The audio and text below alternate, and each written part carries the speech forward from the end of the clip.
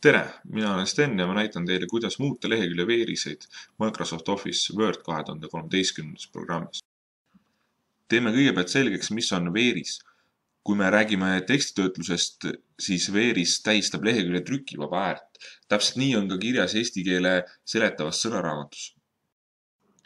Antud näites on rohelisega ära märgitud 3 veerise asukohta. Mõelge, kas mõni veerise asukoht on jäänud märkimata.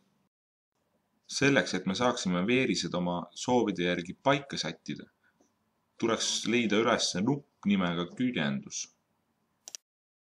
Seejärel leia veerised.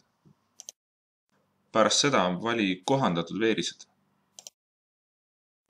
Järgnevalt avaneb uus aken, kus rohelisega märgitud alas saabki teha muudatusi veeriste suurustes. Vaata ka eelvaadet, sest sealt on näha, mida antud muudatus dokumendiga teeb.